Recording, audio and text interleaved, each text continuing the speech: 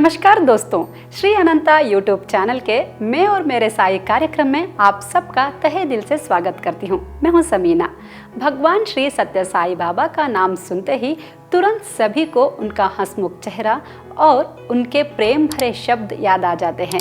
सत्य साई बाबा ईश्वर में लीन हो चुके हैं, लेकिन आज भी लोगों के मन में उनके लिए अपार प्रेम है। सत्य साई बाबा के बारे में ऐसी बहुत सी बातें हैं जो हम नहीं जानते। ये बात उनके करीबी भक्तों में से एक हमारे स्वामी जी जानते हैं। आइए जानते हैं सत्य साई बाबा के बारे में कुछ और बातें।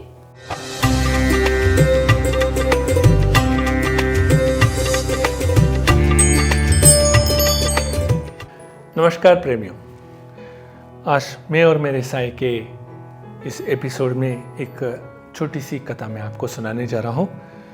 एक दिन हमारे घर में जो पूजा मंदिर के अंदर हमने देखा था, एक विग्रह को मैंने जब अभिषेक किया तो वो नीचे गिर गया और उसका थोड़े से हाथ और पाँव सब जहाँ पे खंडित हो गया था, जिस कारणवश हमें जैसे हमारे ग्रंथों में लिखा है ऐसे खंडित विग्रहों को हमने घर में रखना नहीं चाहिए और उसकी आराधना नहीं करनी चाहिए और उसको विसर्जित करना चाहिए।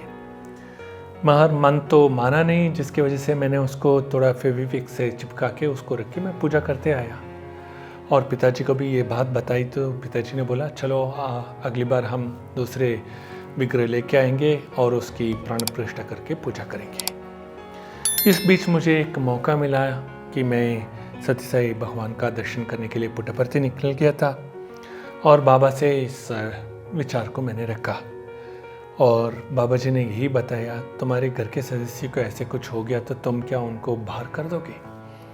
तो इसके लिए मैं एक छोटी सी कहानी बताता हूँ, सुन लेना। ये सच्ची घटना घटी है जो कलकत्ता के अंदर हुई थी। कलकत्ता के अंदर जो महारानी थी रसमणी करके, वो एक महाकाली की मंदिर के अंदर वो कृष्ण विग्रह था जो खंडित हो गया था, जिसके कारण महारानी को ये मन में आया कि इसको विसर्जन करना है और दूसरे विग्रह बनाना है। और बनाने के लिए भी उन्होंने ऑर्डर भी प्लेस कर दिया। रमण महर्षि जी ने रानी को बोला, क्या तुम्हारे जमाई को ऐसे कुछ एक्सीडेंट हो गया या उसके हाथ या पाँव टूट गए, क्या तुम उसको फेंक दोगे या उसके बदले में दूसरे जमाई को लेके आओगे घर में? दामाद तो ऐसे नहीं आते हैं ना। जो दामाद तुम्हारे घर में है उसी की तो तुमने आदर करना है। तो उसको कुछ भी हुआ हो, उसको मरहम पट्टी करना हो या उसको ऑपरेशन करना हो, सही करना हो, उसको सही करना पड़ता है। इस तरह से उसको सही करो और तुम्हारे भगवान भी जैसे तुम्हारे दामाद हैं उसी तरह से ये भी भगवान भी आपका एक ग्रह का सदस्य है जो आपको अनुग्रह करता है, कृपा करता है, आपको मार्गदर्शन करवाता है। इस तरह से उन्होंने जब समझाया तो महारानी जी ने बहुत अच्छी तरह समझा कि कोई भी हमारे घर में जो भी विग्रह होगा वो हमारे घर के सदस्य की तरह है, मुख्य सदस्य जो हमारे मार्गदर्शन करवाते हैं।